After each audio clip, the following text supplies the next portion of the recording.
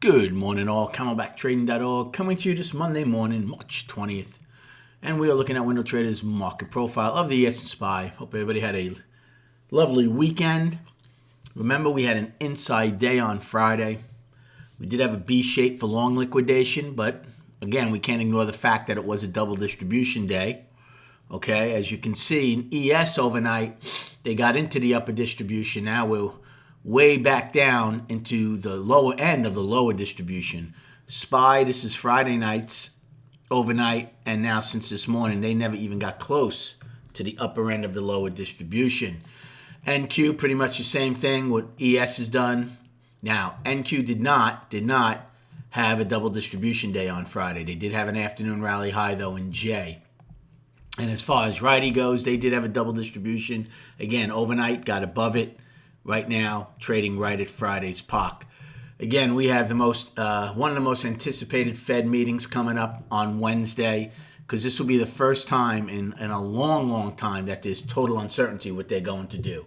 Okay, for 10 years, we knew they weren't raising rates, and now for the past year and a half or so, we pretty much had a gauge on how much they were raising rates. Well, now we've gone from 25 basis point raise to 50, back to probably nothing. So there's a lot of anticipation going on. So it's going to be pretty interesting come Wednesday. Prior to that, though, we still have to deal with some trading. And first and foremost is an inside day.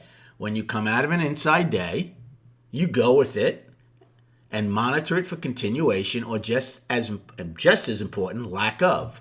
So if we are to take out Friday's low, well, then the first thing I would expect to do is go take back the trend day from the 16th. Remember, we had two trend days, right? We had one on Friday. We had one on Thursday, okay? We got into Thursdays but never filled it. So if we take out Friday's low, I would fully expect to fill those single prints. So you could take a short to get down there. Now, in the next 75 minutes, if you gap lower into it, well, then it's a different story, okay? But it would all depend. So if we open below or around Friday's low, take Friday's low out, I would look for a short to go fill these singles, and then see how we react inside of the lower distribution. If we open right inside here, you're going to go trade it out 10 wide POC. Then the only trade I would look for early would be a short against both the upper end of the lower distribution and value high. And then it depends how much heat you want to take. You want to get out if they fill the single prints, or take the heat up to the overnight high. But that's like 12 points from G's high. So I don't know if you'd want to take that much heat. But those would be the early plays right now.